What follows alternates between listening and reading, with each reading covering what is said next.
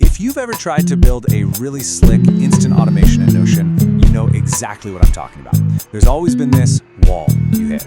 Well, today we're going to talk about the one single update that finally broke down that wall. And really, it changed everything for Notion Power users. I mean, just think about it for a second. What if you could have a workspace where creating an invoice, or scheduling a new blog post, or assigning a whole project's worth of tasks, all of it happens instantly with just a single button press? That's the dream, right? Well, for the longest time, that's all it was, a dream. As Notion expert Dmitry Panichi puts it here, the platform was fundamentally missing a way to make things happen instantly. And that one missing piece was the roadblock for any kind of real-time automation.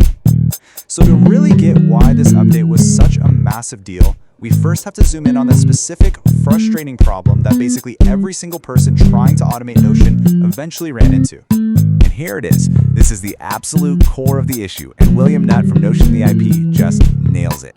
The problem was that you couldn't automatically update relation properties with tools like Zapier. Now that might sound a little technical, but relations are everything in Notion.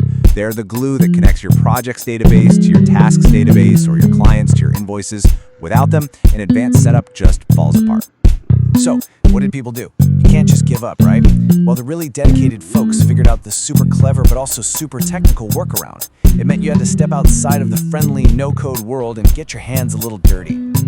This was pretty much the standard process. You'd set up a multi-step automation in a tool like Zapier. You'd catch some data from a form, create a new page in one database, go find the page you wanted to link it to in another, and then you'd get to the last step, the complicated one. And this right here, this was the barrier to entry. That final step, the only way to make it work was to write and run custom JavaScript. You literally had to write code to talk to Notion's API directly. And for anyone who wasn't a developer, this was pretty much a deal breaker. The no-code dream died right here. But then, everything changed. Notion dropped an update to their API that made all those complicated code hacks totally unnecessary. It unlocked the instant, one-click workflows that everybody had been wanting for years. The new feature was something called webhooks, and the reaction from the community was pretty clear. Dmitry Panichi summed it up perfectly. This is groundbreaking. It really was. So what on earth is a webhook? Honestly, the best way to think about it is like a doorbell for your apps. Instead of one app having to constantly go check if something new has happened, the webhook just rings the bell the second something new arrives. It's not a check, it's an instant notification. And this comparison just makes it crystal clear.